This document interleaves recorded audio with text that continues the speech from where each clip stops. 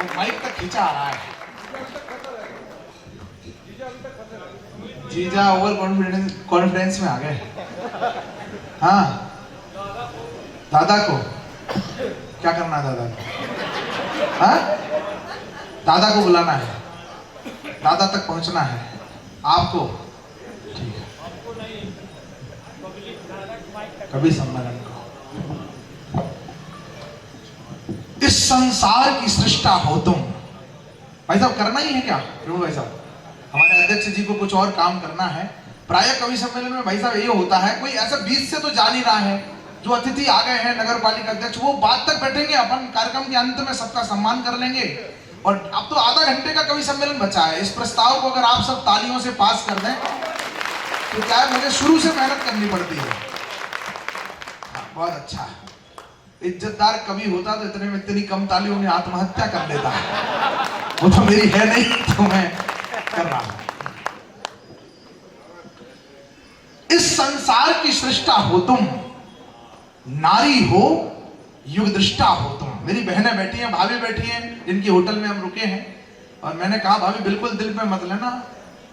उन्होंने यही कहा था हमसे कि वो स्वागत सत्कार करना है, उनका नाम वाम बोलना है। बाल्य की बात पूछी थी, वो मैंने अकेले में बता दूंगा नाप आप क्या है। इस संसार की सृष्टा हो, एक मध्य प्रदेश से एक नारा चला। राजा विक्रमादित्य के दरबार में, थोड़ा गंभीर होना चाहता, राजा विक्रमादित्य के दरबार में एक पेशी हुई तो 3 लोगों पर चोरी का इल्जाम था, तीनों को मृत्युदंड दे दिया गया। तो एक महिला खड़ी हो गई, उन्होंने कहा कि राजन वैसे तो मेरे पति, मेरा भाई और मेरा पुत्र तीनों निर्दोष हैं, फिर भी मेरे पास उनकी बेगुनाही का कोई सबूत नहीं है। अगर भाई साहब आप कहां जा रहे हैं? हमें छोड़कर आप गए तो हम भी ये कह जाएंगे, बीच भंवर में साथ छोड़ने वाले भी बह जाएंगे। यदि युद्ध में अर्जुन बनना है तो पूरी बात सुनो, अर्ध कथाएं सुनने वाले अभिमन्यु रह जाएंगे। अर्ध कथाएं सुनने वाले अभिमन्यु रह जाएंगे। तो क्या हुआ कि राजा विक्रमादित्य के दरबार में महिला ने कहा कि हो सकता है उनके मेरे बेगुनाही का कोई सबूत नहीं है, लेकिन मेरे गुनाह का कोई आपके पास सबूत नहीं है। अगर आपने मेरे जीवन के तीनों आधार खत्म कर दिए तो मैं तो जीवन मेरा, मुझे तो निरपराध सजा मिल जाएगी। इसलिए मैं आपसे अपने प्राणपति, अपने बच्चा और अपने भाई के प्राणों की माफी मांगती हूँ, क्षमा मांगती हूँ। राजा विक्रमादित्य जी ने कहा कि तीनों को की सजा माफ कर दूं। ये तो बहने सुनना मेरी इस बात को, ये तो मैं नहीं कर सकता, लेकिन तुम चूंकि तुमने प्रार्थना की है और तुम्हारी बात में दम है, इसलिए मैं किसी एक के प्राण आपके कहने से बच सकता हूं। तुम चुन लो किसी को, जिसको चुनना हो। उस महिला ने बहुत देर तक विचार किया, बहुत देर तक विचार किया और इसके बाद कहा कि आप मेरे भाई को प्राणों को बख्श दीजिए। महाराज का दिमाग चकरा गया। बोला तुम्हारा युवा पुत्र 19 साल का, तुमने उसके प्राणों की भीख नहीं मांगी, उसके प्राणों की कामना नहीं की। अपना सुहाग हर स्त्री को प्यारा होता है, तुमने अपने पति को नहीं मांगा, सुहाग नहीं मांगा। तुमने इतना सोच विचार करने के बाद अपने भाई के प्राणों की रक्षा क्यों की? तो उस महिला ने जो उत्तर दिया, उस महिला ने कहा कि महाराज मैं युवती हूं, अभी मेरी उम्र शेष है, पति बनने के लिए सैकड़ों लोग तैयार खड़े हैं। पति बन जाएगा कोई तो पुत्र भी हो जाएगा, लेकिन इस कलयुग में कोई भाई बनने को तैयार नहीं होता।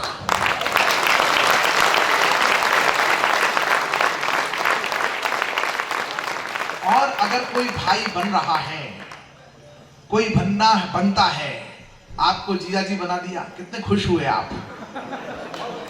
ये प्रदेश वो प्रदेश है जहां लाडली, जहां बेटी बचाओ बेटी पढ़ाओ का नारा चरितार्थ हुआ, प्रकट हुआ, जहां से। नहीं ठीक कर रहे हैं, वो तो बहना योजना है तो है, उसमें क्या बात है। आप गलत कुछ नहीं कह रहे हो, बस आपकी टाइमिंग खराब है। और मैं ये सोच रहा हूं कि कल इतने वक्त यहां कभी सम्मेलन नहीं होगा, उस समय आप ऐसे बोलोगे तो पड़ोसी कितना दुखी होगा। तो मध्य प्रदेश में मैं बेटी बेटी बचाओ बेटी पढ़ाओ का नारा हुआ। मैं 4 पंक्तियां उसमें आगे की जोड़ना चाहता हूं कि इस संसार की सृष्टा हो तुम, देवी हो युग दृष्टा हो तुम, आदि हो तुम अंत तुम्ही हो, दिग हो और दिगंत तुम्ही हो, बहुत बढ़ चुकी भारत माँ की, संभव हो तो पीर बचा ले, हे नारी तू नीर बचा ले, भारत की तस्वीर बचा ले। हे नारी तू क्या बचाना है, बस 4 पंक्तियां सुनेगा कि क्या बचाने का आग्रह कर रहा हूं। और अगर मेरा अनुरोध पत्र मातृशक्ति के चरणों में बिल्कुल सही हो तो आप सब उस पर हस्ताक्षर कर देना कि कोमल बचपन चीख रहा है, पश्चिम शैली सीख रहा है, चाउमीन बर्गर और पिज्जा है बचपन बीमार नतीजा। बाबूजी, चाउमीन बर्गर और पिज्जा है बचपन। बाबूजी, मैं आपको जितनी बार देख रहा हूं ना, जितनी बार भी, मुझे आदरणीय रघुनंदन शर्मा जी की याद आपको देख करके आ रही है। आप पता नहीं उनके रिश्तेदार हैं, भाई हैं या नहीं है, लेकिन आपका चेहरा, कद काठी, आपका व्यक्तित्व उनसे बहुत मिलता है। कि कोमल बचपन चीख रहा है, पश्चिम शैली सीख रहा है, चाउमीन बर्गर और पिज्जा है बचपन बीमार नतीजा, जिससे हो बलवान पुनावे, दलिया खिचड़ी खीर बचा ले, हे नारी तू नीर बचा ले, भारत की तस्वीर बचा ले, हे नारी तू नीर बचा ले, भारत की तस्वीर बचा ले। भारत की तस्वीर बचाना। राय प्रवीण ओरछा की एक बड़ी नृत्यांगना हुई, इतिहास में उसका नाम है। अकबर ने उसको अपने दरबार में बुलाया तो अकबर के सामने खड़े होकर के कह दिया, इतनी सुंदर थी कि अकबर ने कहा इसे तो हमारे यहां भेज दो। ओरछा से बड़ी संधियां थी हमारे राजा की अकबर से, तो भेजा उसने, इंद्रजीत ने, राजा इंद्रजीत ने खड़े होकर के अकबर के सामने कहा, राय प्रवीण ने की विनती, राय प्रवीण की सुनियो शाह सुजान, झूठी पत्तल भगत है बारी बाया स्वान। 3 लोग झूठी पत्तल खाते हैं, तुम इनमें से क्या हो? स्वान हो, कौआ हो, क्या हो? राजा अकबर लज्जित हो गया। उसने पालकी में बिठा करके 1 करोड़ मोहर देकर के ओरछा में वापस भेजा राय प्रवीण को। रानियों की जो टिप्पणी कर रहा हूं मणिका दुबे जैसी श्रेष्ठ देश की कवित्री के सामने, और आप सब मातृशक्ति और बड़े संभ्रांत लोगों के सामने, हमारे घरों में लोग रील बना रहे हैं।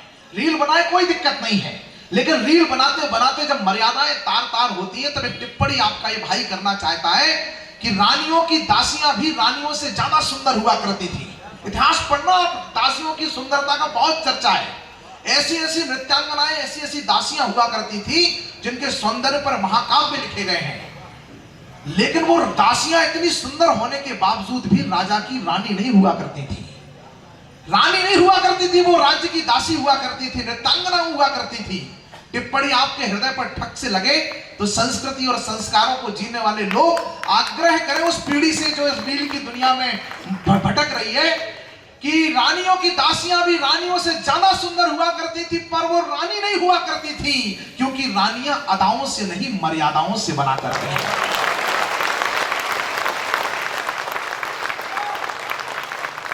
प्रणाम करता हूं कोतमा को।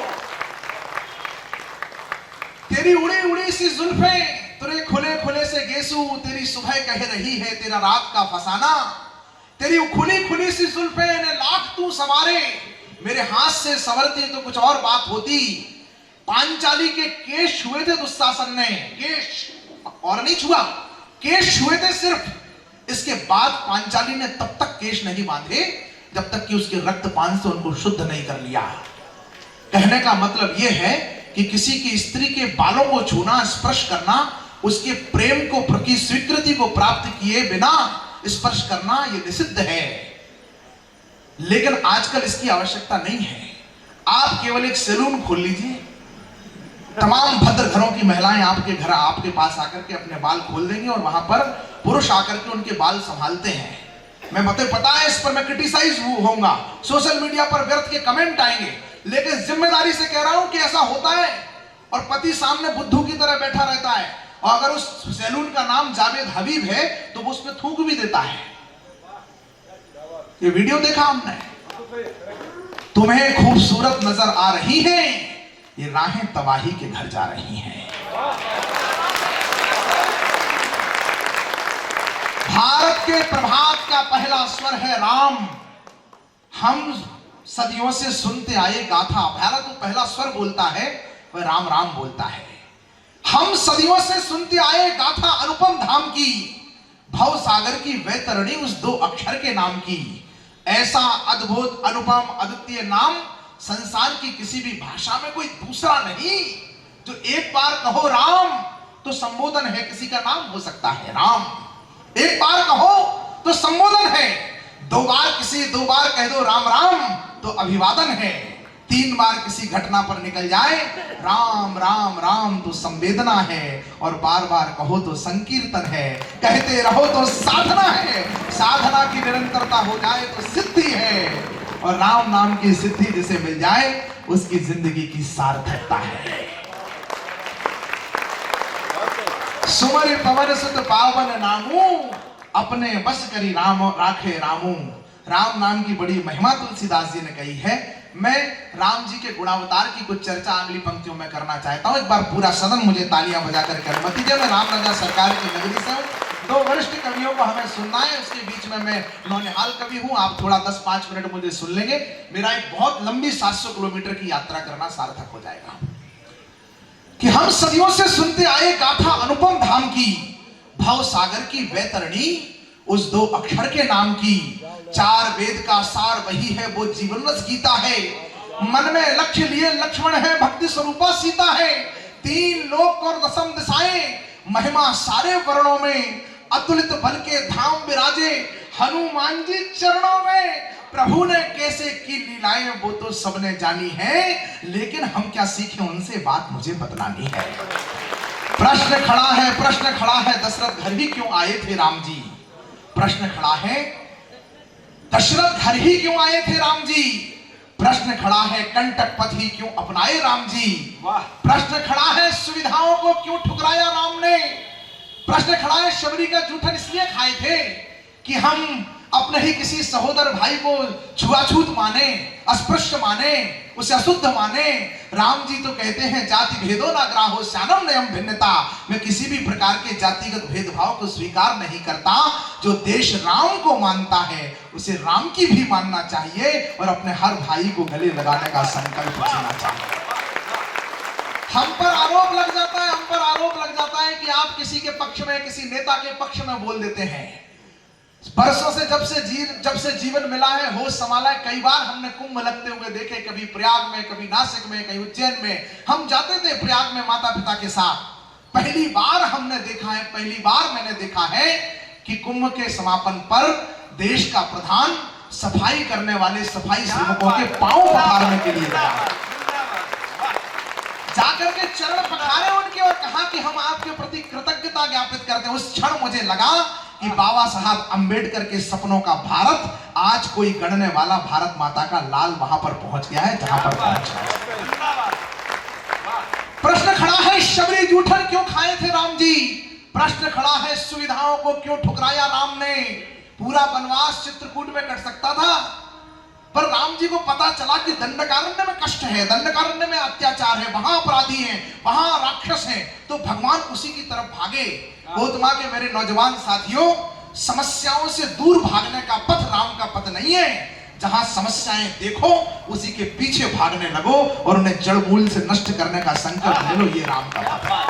प्रश्न खड़ा है सुविधाओं को क्यों ठुकराया राम ने। चित्रकूट से दंडक बनपथ क्यों अपनाया राम ने। उत्तर से दक्षिण तक पैदल क्यों घूमा था राम ने। अगली पंक्ति पर मैं आपका मातृभूमि के प्रति प्रेम देखना चाहता हूं कि उत्तर से दक्षिण तक पैदल क्यों घूमा था राम ने और अवध की माटी को संग लेकर क्यों चूमा था राम ने। अवध की माटी को संग लेकर, प्रणाम को तो अवध की माटी को संग लेकर क्यों चूमा था राम ने। प्रभु ने आकर संबंधों को एक नया अनुबंध दिया। प्रभु ने आकर संबंधों को एक नया अनुबंध दिया। जिस रिश्ते की जो मर्यादा उसको वही प्रबंध दिया। त्रेता में हुए राम जी, उसके बाद संसार के सारे रिश्ते जिस दर्पण में देखे गए उस दर्पण का नाम है राम। पुत्र कैसा, राम जैसा। मित्र कैसा, राम जैसा। शिष्य कैसा, राम जैसा। गुरु कैसा, राम जैसा। भक्त कैसा, राम जैसा। भगवान कैसा, पिता कैसा, राम जैसा। पति कैसा, राम जैसा। राजा कैसा, राम जैसा। नागरिक कैसा, राम जैसा। और किसी ने रावण के कान में जाकर के पूछा शत्रु कैसा, वो भी बोला क्या बात है, वाह वाह, जिंदाबाद। भाई साहब ने ताली नहीं बजाई इस बात पर। सोच रहे होंगे कि शत्रु राम जैसा ये क्या कह रहा है, बकवास कर रहा है कवि। नहीं, तर्क करना चाहिए। तर्क किया होता तो सोचते यार ये 2 लाख कहां से चुकाएगा। तर्क नहीं, सोचना चाहिए। आपने सोचा, मैं आपका अभिनंदन करता हूं। मैं बताता हूं आपको। मेघनाथ के वध के बाद सुलोचना पहुंची मंदोदरी के पास और बोली, मां मैं अपने पति के अंतिम दर्शन करना चाहती हूं, लेकिन जो सब आया है उसका धन सर नहीं है, मैं क्या करूं। तो मंदोदरी ने कहा, राम जी के पास जाओ, मांग के ले आओ। तो मंदोदरी तो सुलोचना ने रिकन्फर्म किया, मैं चली जाऊं। मंदोदरी ने कहा, निश्चित होकर के चली जाओ, तुम्हारे सम्मान को कोई हानि नहीं होगी, वो राम का दल है, रावण का नहीं। और बताते हैं कि मेघनाथ के वहां पहुंची सुलोचना पहुंची और जाकर के खड़ी हो गई राम जी के सामने। लेकिन पहले लक्ष्मण जी दिख गए। स्त्री कितना ही सहनशील हो सकती है, लेकिन पति को जिसने मारा है उसको नहीं सह सकती है। उसे लगा कि पहला उत्तर मुझे इनको देना चाहिए, क्योंकि इन्हें अहंकार हो रहा होगा कि इन्होंने इंद्रजीत को जीत लिया। 4 पंक्तियां कही राधे श्याम रामायण जी ने कि सुलोचना ने वहां खड़े होकर के लक्ष्मण जी की तरफ इशारा करके कहा, आपको उन 4 पंक्तियों में लगे कि आपके संघर्षों में कौन जीतता है, कौन आपके साथ चलता है, तो आप उस घर में बैठी उस भगवती को प्रणाम कर लेना। और भाई साहब आप तो यहीं से प्रणाम कर लेना, कौन जीतता है आपके साथ, कौन लड़ता है आपके साथ, कौन देता है। वो बोली सुलोचना कि मेघनाथ लखन का महायुद्ध,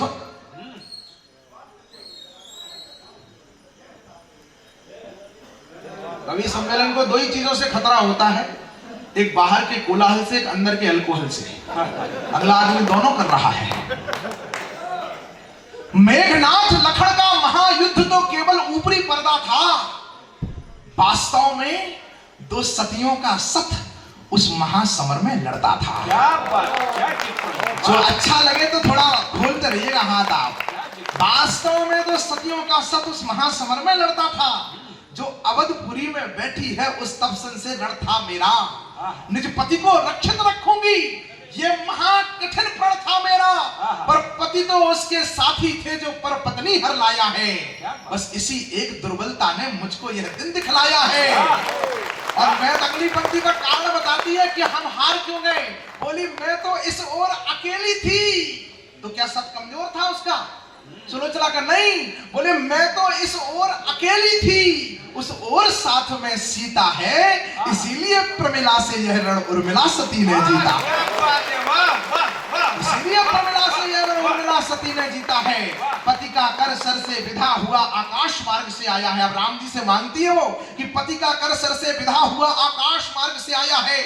उसने ही पृथ्वी पर लिखकर पति का पता बताया है। संकेत उसी का पाकर मैं, संदेश उसी का पाकर मैं, अपना धन मांग रही तुमसे दोनों ही कर फैला कर मैं। राम जी समझ गए कि ये क्या मांग रही है। अगली 2 पंक्तियों में राम जी का उत्तर है। अगर आपको लगे कि शत्रु दल की स्त्री के कुछ मांगने पर यह उत्तर सिर्फ राम दे सकते हैं, तो अगली पंक्ति में एक स्त्री की शक्ति, उसके सतीत्व और राम जी के रावत्व, तीनों के एक साथ दर्शन करके उन तीनों को एक साथ प्रणाम करिएगा। आपकी तालियां एक एक व्यक्ति का प्रणाम वहां तक पहुंचे। राम जी उत्तर देते हैं कि तुमको कर सकता कौन मना, अखिल ब्रह्मांड नायक जिन्हें सारा संसार सर झुकाता है, जिनके तीनों लोग देवता सब चर अचर सारा सृष्टि जिनके सामने झुकती है, उनका उत्तर आपको आनंदित कर देगा कि तुमको कर सकता कौन मना। तुम निश्चर कुल की दारा हो, लंका के मरु जंगल में सुरसरी की पावन धारा हो। सत का प्रभाव पड़ता ही है, सत का प्रभाव पड़ता ही है, कब किसके रोके रुकता है। तुम इतने ऊंचे पथ पर हो, राघव का मस्तक झुकता है। राघव का मस्तक झुकता है। इसलिए मैंने कहा शत्रु के साथ वो भी राम जैसा प्रभु ने आकर संबंधों को एक नया अनुबंध दिया। दीदी आप कहां चली? बैठ जाओ, 10-5 मिनट 20 मिनट बैठ जाओ, कुछ नहीं होगा। भाई साहब से 5-10 मिनट, हालांकि मध्य प्रदेश में कितनी हिम्मत नहीं है किसी की लाडली बहनों से कुछ कहे, फिर भी मेरे प्रार्थना है 5 मिनट आप मुझे दे दो। इतनी तो मैंने चमचागिरी की और आप उठ के जाने लगे। भाई साहब को ये बता दिया कि तुम कुछ नहीं कर रहे हो, ये दुकानदारी सब आप ही के कारण चल रही है।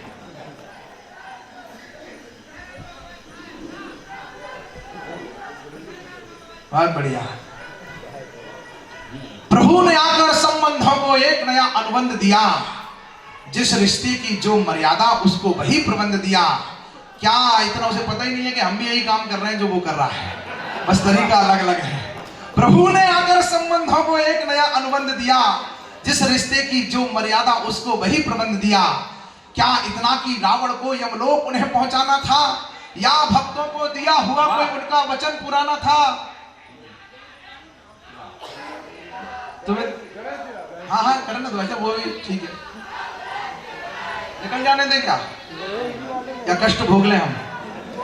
एक बार ताली बजाओ आप सब, जोरदार ताली। इनको लगे तो कम से कम के आनंद में खलल डाल रहे हैं। प्रभु ने आकर संबंधों को एक नया अनुबंध दिया, जिस रिश्ते की जो मर्यादा उसको वही प्रबंध दिया। क्या इतना कि 6 पंक्तियां पढ़ रहा हूं केवल, राम जन्म के हेतु क्या है इस धरती पर। मैं अगर आपके बेटा बेटा आर्यपुत्र, हाँ चुप हो जाओ थोड़ी देर के लिए, आगे निकल जाओ, जहां नहीं हो रहा हो राम नाम वहां जाके करो। उधर ही कर रहा है वो, जरूर पहले से हो रहा है। जो घर भरा पहले उसको भरते हैं सब, जो घर भरा पहले से है। प्रभु ने आकर संबंधों को एक नया अनुबंध दिया, जिस रिश्ते की जो मर्यादा उसको वही प्रबंध दिया। क्या इतना कि रावण को यमलोक उन्हें पहुंचाना था, या भक्तों को दिया हुआ कोई उनका वचन पुराना था? पर भक्तों की झोली तो वो पल में ही भर सकते थे, पर भक्तों की झोली तो वो पल में ही भर सकते थे, और सीधे लंका में जाकर रावण वध कर सकते थे। पर भाता है प्रभु को जो वो करके हमें दिखाना था। अगली पंक्ति पर मैं राम जन्म के हेतु पढ़ रहा हूं। मानस कहती है नाना भांति राम अवतारा, रामायण सतकोटि पारा, हरि अवतार हेतु जय होई। राजदादक जी आपका तो नाम ही रामदास है, इतना सुंदर नाम रखा। हरि अवतार हेतु जय होई, निमित्तम कोई जान ना सोई। अनेक अनेक कारण बताए गए हैं राम जी के अवतरण के। मैं इस गोतमा के सुधी श्रोताओं के मध्य एक कारण पर उंगली रखने की कोशिश करूंगा कि इस 14, क्योंकि एक छोटा सा अगर किसी राक्षस को मारना होता तो जैसे हिरण्याकश्यप को 1 मिनट में मार करके प्रभु चले गए, किसी की गोदी में भराना होता तो जैसे मां अनुसुईया की गोदी में लीला करके चले गए, प्रभु 1 मिनट में चले जाते। लेकिन 14,000 वर्ष का जीवन विधाता ने इस धरती पर मनुष्य के रूप में जिया है, तो कारण कुछ बहुत बड़ा रहा होगा। उस बहुत बड़े कारण पर आपकी तालियों के बीच में उंगली रखना चाहता हूं। आप जोरदार तालियां बजाकर मुझे अगली पंक्ति पढ़ने की अनुमति दें कि क्या इतना कि रावण को यमलोक उन्हें पहुंचाना था, या भक्तों को दिया हुआ कोई उनका वचन पुराना था? पर भक्तों की झोली तो वो पल में ही भर सकते थे, और सीधे लंका में जाकर रावण वध कर सकते थे। पर भाता है प्रभु को जो वो करके हमें दिखाना था, क्योंकि राम को थोड़ा सा हमको भी राम बनाना था, क्योंकि राम को थोड़ा सा हमको भी राम बनाना था। और कैसे बनते हैं राम, एक पंक्ति पढ़ रहा हूं कि मां की इच्छा थी तो सुंदर सच्चे बनकर प्रकट हुए। मां की इच्छा थी तो सुंदर सच्चे बनकर प्रकट हुए। 3 लोक के स्वामी थे पर बच्चे बनकर प्रकट हुए।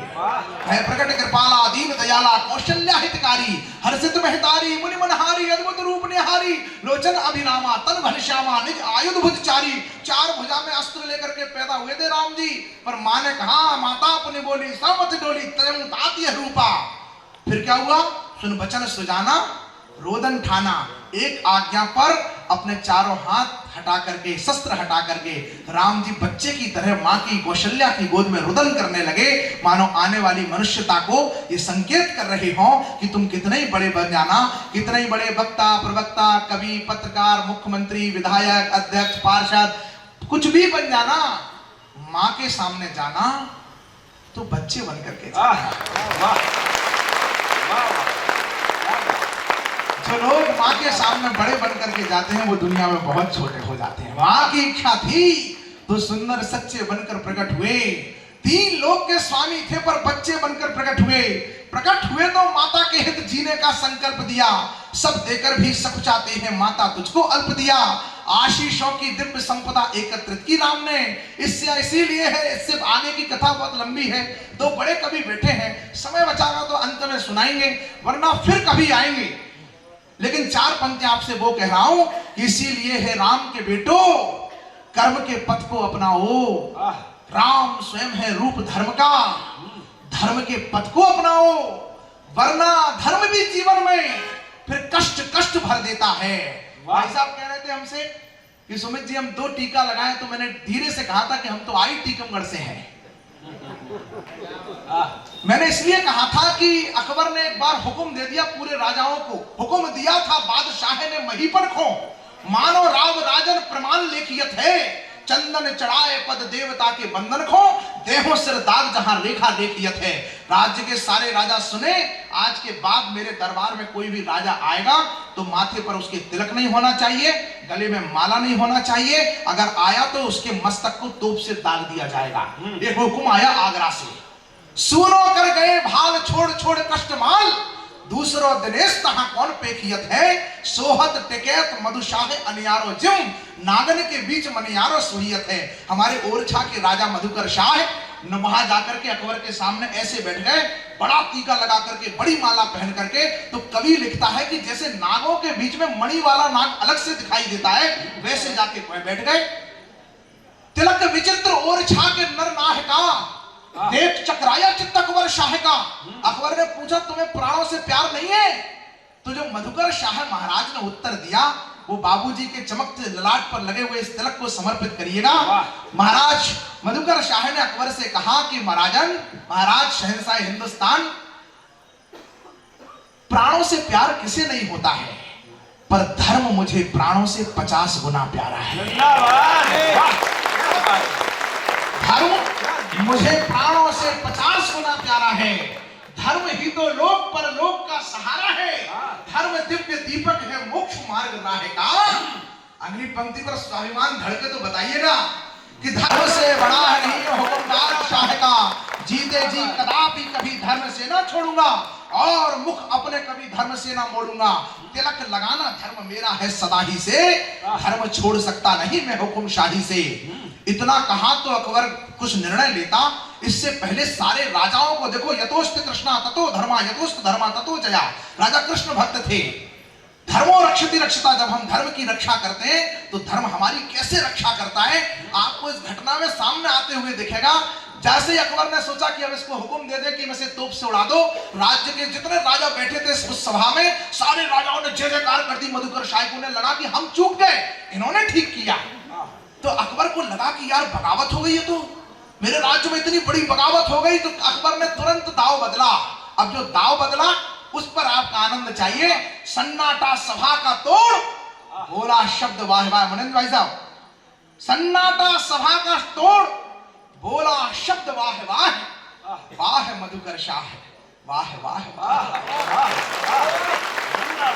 आपने ही नित्य नियम अपना निभाया है, जान पर खेल कर भी तिलक लगाया है। तिलक बिना है राजा महाराजाओं का समाज, निकले टिके सिर्फ एक सच्चे आप ही आज। आफरी हूं आपकी अनोखी आन बान पर, इसमें जरा भी नहीं मेरे छल छंद है। आपको आनंद आ जाएगा अगली पंक्ति पर। आफरी हूं आपकी अनोखी आन बान पर, इसमें जरा भी नहीं मेरे छल छंद है। मुझे तुम्हारा तिलक बहुत पसंद है। मुझे तुम्हारा तिलक बहुत पसंद है। और जो 2 पंक्तियों में नारा, जो 2 पंक्तियों में अकबर ने जो कहा, उन 2 पंक्तियों पर इतिहास जिन्हें मध्य प्रदेश के सारे जिलों के नाम याद होंगे, हालांकि सारे के तो किसी को भी नहीं होंगे। पता नहीं अपन जितनी देर कवि सम्मेलन में बैठे उतनी देर में मामा ने एक आध और बना दिया हो। लेकिन जितने भी जिलों के नाम आपको याद होंगे, अगर मध्य प्रदेश के भूगोल की थोड़ी बहुत जानकारी होगी तो आपकी अगली पंक्ति पर आपकी तालियां इस कवि सम्मेलन को बड़ी ऊंचाई दे देंगी।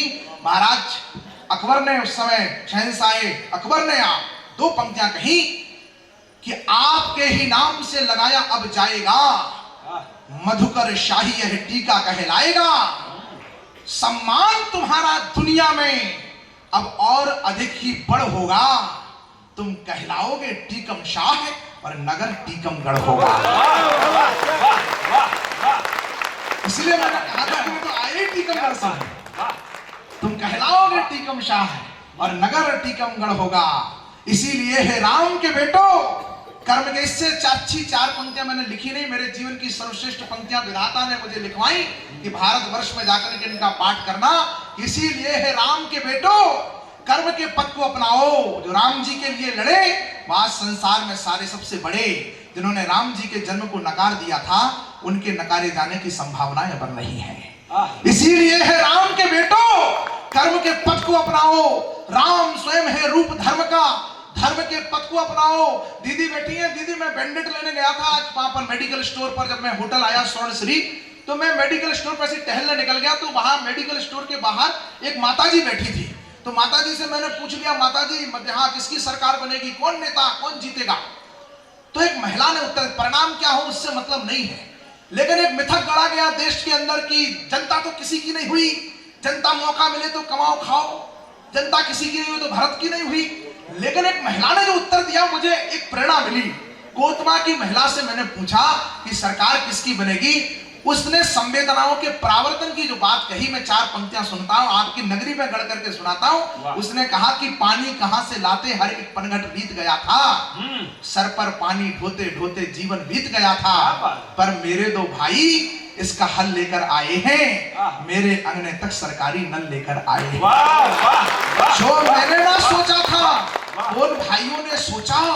पानी लाकर हम बहनों की आंखों का पानी पहुंचा, इसीलिए नैया भैया की मझधार नहीं होगी, हम लाडली बहनें कहती हैं सरकार। तो भाई साहब आपने तो ताली बजा दी, वो मेडिकल स्टोर वाला पता नहीं किस पार्टी का था, वो मेरे पीछे पड़ गया। बोले भाई साहब आप किस पार्टी के आदमी हो? मैंने कहा मैं तो कवि हूं। तो बोले आप बताओ मैं किसको वोट दूं? अब मैं किसी से कह दूं कि मैं आप इस पार्टी को वोट दूं तो हमारे कवि धर्म का खंडन होता है, उल्लंघन होता है मेरी मर्यादा का। और मैं कह दूं कि इसको नहीं दो तो धर्म का खंडन होता है। परिस्थितियां आप जानते हैं, कोई कह रहा है मिटा देंगे। मैंने 4 पंक्तियां पढ़ी, आपको लगे कि मैंने दोनों की इज्जत रख ली और उस तक उसका उत्तर भी मिल गया। मैंने कहा कि ऐसा करना भाई जिसमें मान तुम्हारा हो, सारा भारत जय बोले, जयगान तुम्हारा हो, और आने वाले वर्षों में तुम्हारे ही पास रहे जो भी अब तक प्लाट और मकान। तो यहां जितने परसेंट लोगों ने ताली बजाई उसकी भी उतनी समझ में आई थी, 12%। तो मैंने 4 पंक्तियां फिर कही कि भारत के गौरव गरिमा के ग्रंथ की रक्षा हो, भारत के गौरव गरिमा के ग्रंथ की रक्षा हो, धर्म सनातन की रक्षा, हर पंथ की रक्षा हो, दिग्वी रहे सुरक्षित और दिगंत की रक्षा हो, ऐसा बटन दबाना तुम की संत की रक्षा हो। मैंने किसी पार्टी के लिए नहीं कहा, किसी चिन्ह के लिए नहीं कहा, किसी नेता के लिए नहीं कहा, ऐसा बटन दबाना तुम की संत की रक्षा हो। तो 46 जितने फिर यहाँ 46% समझ में आई उसकी, पर मैं बाबूजी आदमी 100% का हूं, 100% का आदमी हूं। तो मैंने फिर 4 पंक्तियां पढ़ी क्योंकि मुझे तो 100% करना था। मैंने कहा कि घर भी बने गरीब का, घर भी बने गरीब का, कुटिया की रक्षा हो, मंदिर तिलक कमंडल और चुटिया की रक्षा हो। या तो अब 100% लोग मेरे साथ हो जाना या 100% मेरे खिलाफ हो जाना। कि घर भी बने गरीब का, कुटिया की रक्षा हो, मंदिर तिलक कमंडल और चुटिया की रक्षा हो, खेत पर सोते किसान की खटिया की रक्षा हो, ऐसा बटन दबाना की बिटिया की रक्षा हो।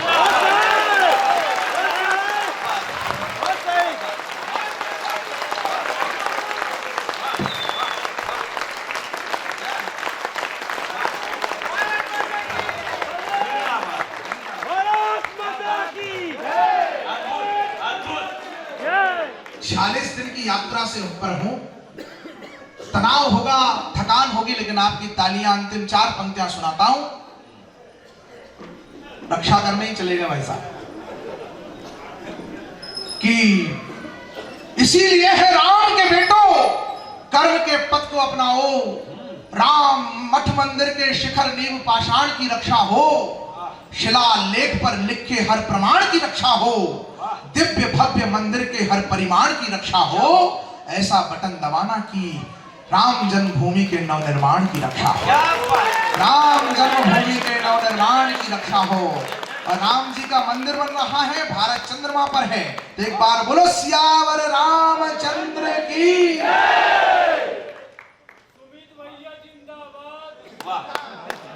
तुम मत बोलो यार, तुम बोलोगे तो ये अकेले बोलोगे। इसीलिए है राम के बेटो, कर्म के पथ को अपनाओ, राम स्वयं है रूप धर्म का, धर्म के पथ को अपनाओ, वरना धर्म भी जीवन में फिर कष्ट कष्ट भर देता है। अगली पंक्ति से अच्छा मैंने कुछ भी नहीं लिखा जीवन में। वरना धर्म भी जीवन में फिर कष्ट कष्ट भर देता है। जो धर्म नष्ट करता है उसको, जो धर्म नष्ट करता है उसको धर्म नष्ट कर देता है। जो धर्म नष्ट करता है उसको धर्म नष्ट कर देता है।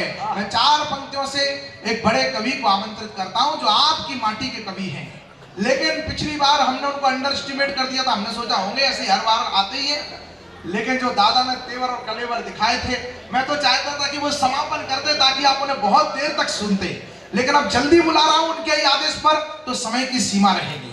आप लोग भी आनंद में रेप लगा लें, क्योंकि हमें हास्य के सम्राट आदरणीय अशोक नागर जी को सुनना है और दादा को भी सुनना है। 2 दादाओं को तक हमें पहुंचना है। जो लोग जा रहे हैं उनसे निवेदन करता हूं कि तुम अधूरी बात सुनकर चल दिए। जो कहा हमने अभी तक अन कहा उससे अधिक है। जो सुना तुमने अभी तक अन सुना उससे अधिक है। मैं तुम्हारी और अपनी ही कहानी लिख रहा था। वक्त ने जो हम पर की थी मेहरबानी लिख रहा था। तुम जरा कुछ देर रुकते तो तुम्हें मालूम होता मैं तुम्हारे नाम अपनी जिंदगानी लिख रहा था। मैं तुम्हारे नाम अपनी जिंदगानी लिख रहा था। आमंत्रित करिए आदरणीय दादा शिव कुमार सिंह जी को, वो आए और हमारे